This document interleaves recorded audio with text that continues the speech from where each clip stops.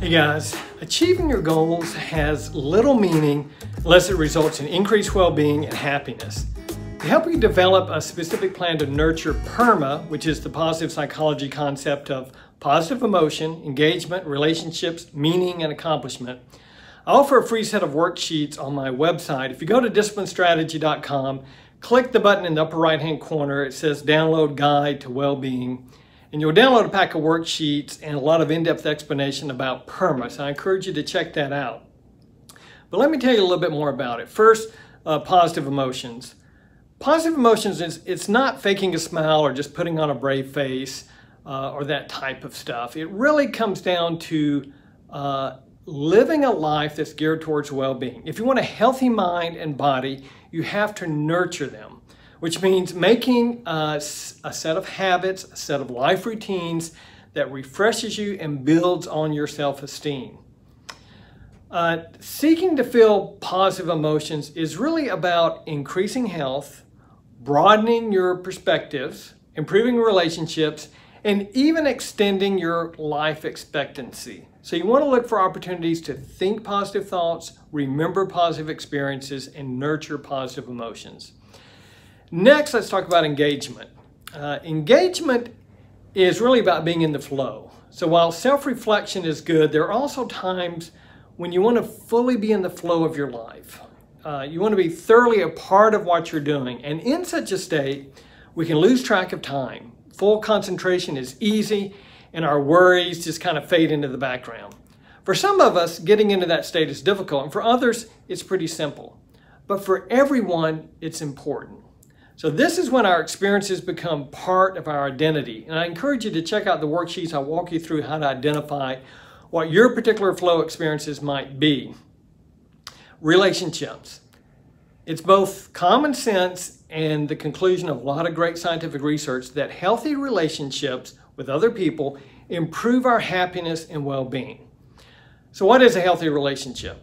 Well, it's one where both parties, you and your friend or your loved one, pay attention to what the other one wants, where you support each other in your life, your goals, where you help each other in recovery from setbacks and trauma. It's a mutual exchange that combats feelings of being alone, which is a real serious issue in our society today, and of being isolated. So healthy relationships are about connection, and healthy relationships can be nurtured, and there's some good science behind how to do that and some things to be aware of that I point out in the worksheets. Meaning. Now, most people foster a sense of well-being by dedicating some part of themselves to a higher purpose, whether it's God, random acts of kindness, or faith in humanity. I encourage you to look for meaning in the faith-based part of your life. Volunteering some time to help others will replenish your spirit, regardless of what your faith is or whether or not you consider yourself to be a faith-based person. Dedicate yourself to other people because it makes us part of a larger caring community when we help others. So check that out also in the worksheets. Finally, accomplishment. If you're following my blog and the discipline strategy, most of what I'm talking about is how to accomplish things, how to set forth a specific goal and a plan. So this goes back to the blog posts you may have seen on celebrating one's accomplishments in times of success. But there's more to it. You've been reading all of my posts because you believe in the value of setting your goals. Now I ask you to believe also in the feeling of accomplishment itself and in the way it feeds your energy and your sense of purpose and just increases your well-being because you can set a goal and achieve it. It seems a part of human nature to feel satisfaction from initiating positive change. You know you're doing it right really when you succeed and you feel the joy of success, and then you're motivated to even greater success by the same joy. So you continue to set goals and continue to move upward in an upward spiral of well-being. So several studies that I've shown that people have a tendency to wither or even die when they no longer feel a sense of purpose in their lives.